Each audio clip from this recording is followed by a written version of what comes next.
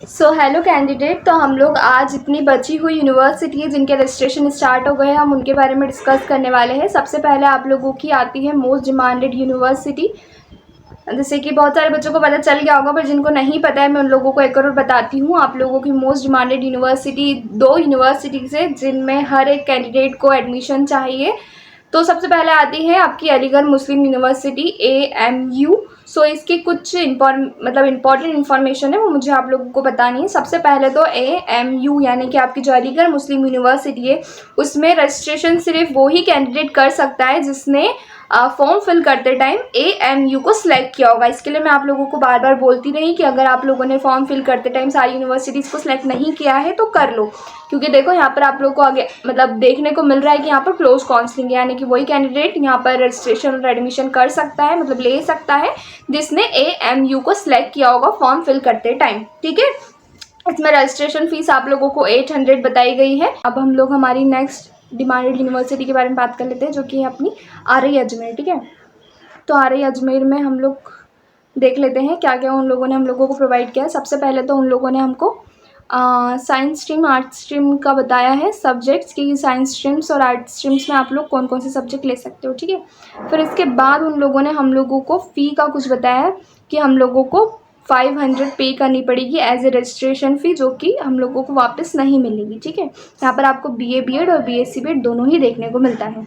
ठीक है, फिर इसके बाद हम लोगों को यहाँ पर सीट मैट्रिक्स देखने को मिल रहा है कि किस सब्जेक्ट में कितनी सीट्स हैं और कौन सी कैटेगरी के लिए कितनी सीट्स होगी। ठीक है, यानी कि फिजिक्स के लिए देख सकते हो आप लोग, जनरल कैटेगरी के लिए 9 सीट है, OBC के लिए 5 है, SC के लिए 3 है, ST के लिए 1 है, EWS के लिए 2 है। ठीक है, फिर केमिस्ट्री में भी ऐसे ही कुछ सिस्टम है, यानी टोटल 100 सीट है आप लोगों की BSc BEd के लिए। ठीक है, और BA BEd के लिए आप लोगों की 50 सीट है। इसको भी कैटेगरी वाइज इन लोगों ने डिस्ट्रीब्यूट कर रखा है, तो आप लोग देख सकते हो। और एक और चीज़ मेरे को आप लोगों को बोलनी थी, तो इसमें आप लोगों को फॉर्म फिल करते टाइम प्रेफरेंस चूज करनी पड़ती है सब्जेक्ट की, यानी कि आप लोगों को एज अ मेजर किस में करना है, बॉटनी में करना है, जूलॉजी में करना है, किस में करना है। ठीक है, तो इसमें आप लोगों से प्रेफरेंस पूछी जाती है, तो आप लोगों को प्रेफरेंस एकदम ध्यान से सिलेक्ट करनी है, क्योंकि प्रेफरेंस अगर आपके ज़्यादा नंबर है और आपने प्रेफरेंस जूलॉजी सिलेक्ट किया है लेकिन उसका कट ऑफ ज़्यादा गया है, तो आप लोगों को ऐसा नहीं है कि बॉटनी मिल जाएगा अगर जूलॉजी नहीं मिला तो। नहीं, आपने अगर प्रेफरेंस जूलॉजी में सिलेक्ट करी है तो जिन कैंडिडेट के जूलॉजी में ज़्यादा नंबर आएंगे उन लोगों को एडमिशन मिलेगा और आप लोग रह जाओगे। आप लोगों को फिर दूसरे प्रेफरेंस नहीं मिली जाएगी। अगर आपने फर्स्ट प्रेफरेंस जूलॉजी सेलेक्ट किया और दूसरा बॉटनी सेलेक्ट किया है, तो अगर आपको जूलॉजी में नहीं मिला है तो आपको बॉटनी मिल जाएगा। आप अगर ऐसा सोच रहे हो तो ऐसा नहीं होता है।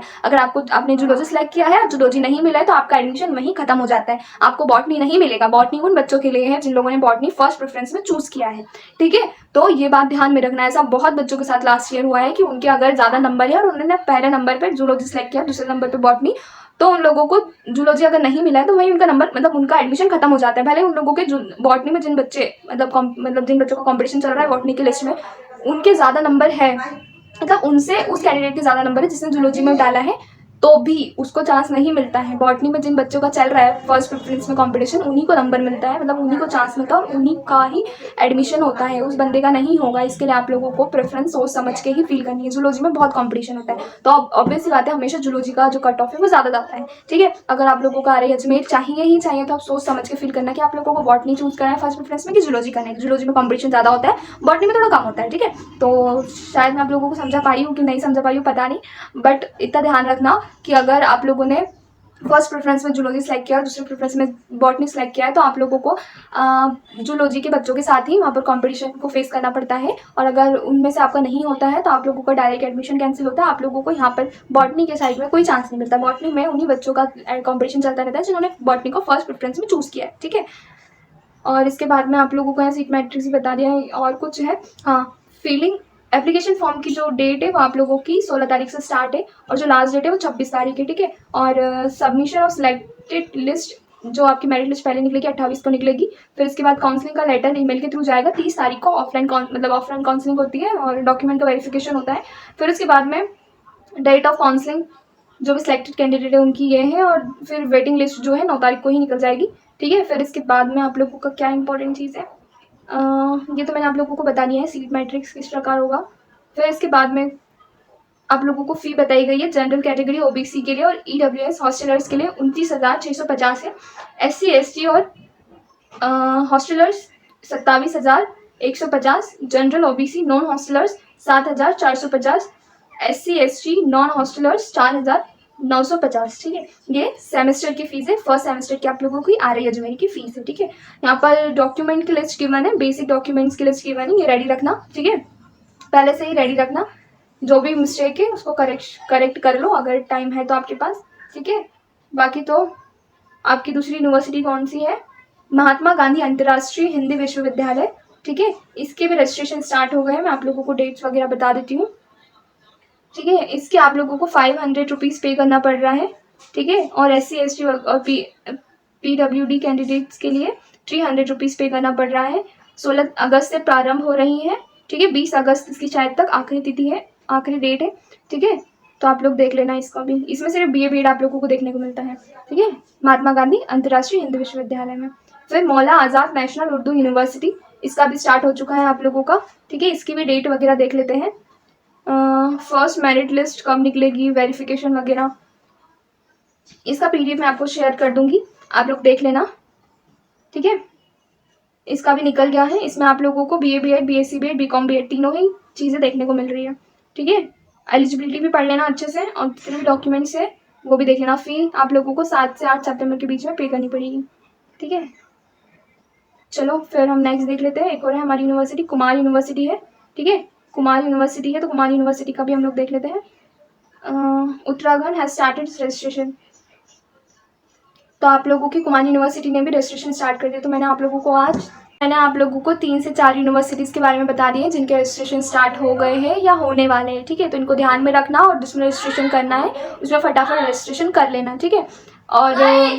और तो कुछ नहीं गाइस। और मेरे को आप लोगों को एक और चीज़ बोलना था कि आप लोगों को जो RI भोपाल है, तो RI भोपाल का बहुत सारे कैंडिडेट बोल रहे हैं कि दीदी कब ओपन होगी भी कि नहीं होगी। तो देखो ऐसा है कि RI भोपाल ने लास्ट ईयर भी एकदम लास्ट में ही अपना रजिस्ट्रेशन प्रोसेस स्टार्ट किया था, बहुत एकदम एंडिंग में किया था, और बाकी एंडिंग में ज़रूर किया था, बाकी उनकी जितनी भी प्रोसेस थी उसके बाद की वो फटाफट हुई थी और एकदम प्रॉपर वे में हुई थी, ठीक है। उसकी भी रजिस्ट्रेशन फ़ी 500 ही थी, वो भी नॉन रिफंडेबल थी, ठीक है।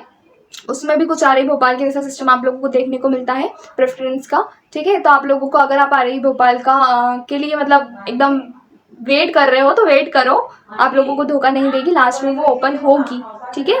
लास्ट में वो ओपन होगी और एकदम प्रॉपर काम होगा, जल्दी जल्दी से काम होगा, और आपकी क्लासेस भी जल्दी जल्दी स्टार्ट हो जाएगी, ठीक है। तो RI भोपाल का मैंने आपको बता दिया है। और RI अजमेर की बात रही, तो RI अजमेर में आप जब फॉर्म फिल करोगे तो प्रेफरेंस को एकदम सोच समझ के भरना कि ऐसा कौन सा प्रेफरेंस भरो जिसमें कंपटीशन कम हो और आप लोगों के नंबर मतलब ज़्यादा हो बाकी बच्चों के हिसाब से, और आप लोगों का एडमिशन हो जाए, ठीक है। RI अजमेर में तो सोच समझ के भरना पड़ेगा, क्योंकि ऐसा हो जाता है कि अगर आपने ज़्यादा प्रेफरेंस वाले मतलब कंपटीशन की तरफ घुस गए तो आप लोगों के अगर ज़्यादा नंबर है तो भी आपको सिलेक्शन नहीं होता, जिसके कम नंबर है उसने ऐसी प्रेफरेंस चूज़ करी जिसमें कंपटीशन कम है, उसका हो जाता है, तो फिर बहुत बुरा लगता है, मुझे भी लगा था ठीक है। तो बस बाकी की इन्फॉर्मेशन, बाकी की जो भी वीडियोस आती रहेगी उसमें मैं देती रहूँगी आप लोगों को दूसरी यूनिवर्सिटी के बारे में। बाकी तो मोस्ट ऑफ द यूनिवर्सिटीज़ ने तो निकाल ही दिए, कुछ यूनिवर्सिटी बची हैं जिसमें आपके RI भोपाल, जिसमें बहुत सारे बच्चे वेट कर रहे हैं, डेस्परेट होके वेट कर रहे हैं कि भाई कब खुलेगी, खुल जाएगी भाई, बहुत जल्दी खुलेगी, ठीक है। चलो मिलते हैं नेक्स्ट वीडियो में, बाय बाय, टाटा।